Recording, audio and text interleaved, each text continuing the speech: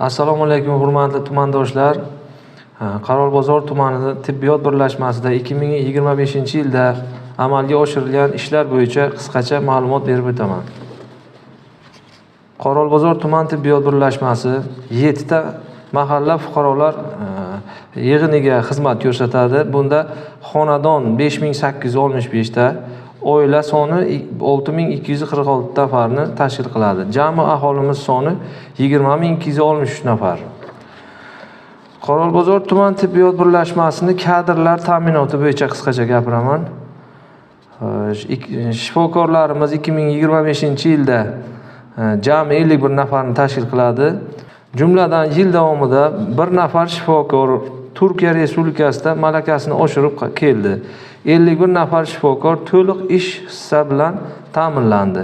2025-yil 6 nafar yosh shifokor o'z mutaxassisligi bo'yicha ish bilan ta'minlandi. Ulardan 2 nafari pediatr, 2 nafari oilaviy shifokor, 2 nafari jarroh.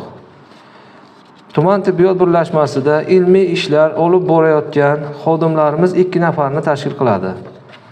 2025-yilda tashabbusli budjet loyihasi mablag'lari hisobidan 1 milliard 300 million so'm evaziga tuman tibbiyot birlashmasining kasalxonasi to'liq rekonstruksiya qilindi. Bundan tashqari 830 million evaziga Bo'ston mahallasida joylashgan Yangi hayot oilaviy shifokorlik punktimiz to'liq rekonstruksiya ishlari olib borildi. Tuman tibbiyot birlashmasiga jami murojaatlar 38 nafarni tashkil qiladi. Shundan ijobiy hal qilingan murojaatlar soni 24 nafarini, huquqiy tushuntirish berilgan murojaatlar 14 nafarni tashkil qiladi. Tumandagi 45-65 yoshli ayollarni mammo skriningdan o'tkazish va kasallikni erta aniqlash maqsadida 1 milliard 728 million so'm evaziga mammografiya apparati bilan ta'minlandi. Tuman bo'yicha onalar va go'daklar o'limi bo'yicha qisqacha ma'lumot beraman. 2024-yilda go'daklar o'limi 9 nafarni tashkil qilgan, 25-yilda 5 nafarni tashkil qildi. Onalar o'limi kuzatilmadi. Tumanimizda birlamchi kasalliklar tuzilmasi haqida qisqacha ma'lumot beraman. Nafas olish a'zolari kasalliklari 25.6%, qon va qon yaratish a'zolari kasalliklari 21.4%, ichki sekretsiya bezlari kasalliklari 16.8%, ko'z kasalliklari 6.6%, qon aylanish tizimi kasalliklari 6.4% ni tashkil qilmoqda. 2024-yil mobaynida 294 ta jarrohlik amaliyoti oshirilgan bo'lsa, 25-yilda 271 ta jarrohlik amaliyoti amalga oshirildi. 24-yil mobaynida 16 ta yuqori texnologik jarrohlik operatsiyasi o'tkazildi. 25-yilda 21 ta yuqori texnologik jarrohlik amaliyoti amalga oshirildi.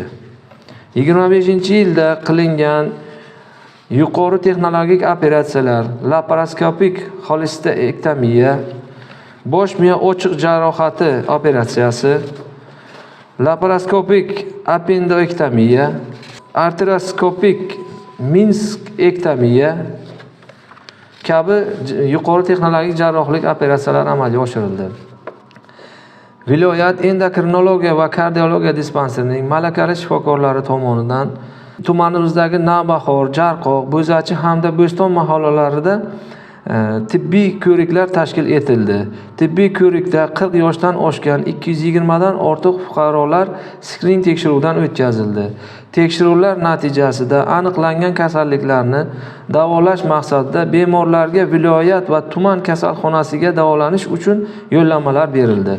Tuman tibbiyot birlashmasida o'smir qizlar orasida erta tug'ruqni oldini olish maqsadida qarindoshlar o'rtasida nikohning salbiy oqibatlari mavzusida tashkil etilgan seminarda sog'lom va barkamol avlodni tashkillashtirish, xotin-qizlarning turmush sharoitini har tomonlama yaxshilash, xususan yosh onalarga qaralayotgan e'tibor, reproduktiv salomatlik, tibbiy ko'riklarning sifatini yaxshilash maqsadida barcha tibbiy brigada patronaj hamshiralari yangi patronaj sumkalari, planshetlar va EKG apparatlari bilan ta'minlandi.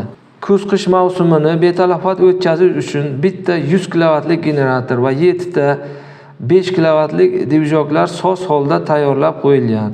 4 ta muassasada jami 65 kilovatlik quyosh panellari o'rnatildi. Birlashmaga qarashli Do'stlik va Jarqoq oilaviy shifokorlik punktida 5 kilovatlik quyosh paneli o'rnatilishi rejalashtirildi. Qozonxonalar 8 tani tashkil qilib, umumiy qozonlar soni 13 tani tashkil etadi. Tabiiy gaz bilan ishlaydigan qozonlar 13 ta. Gazga moslashtirilgan qozonlar 13 ta. E'tiboringiz uchun rahmat.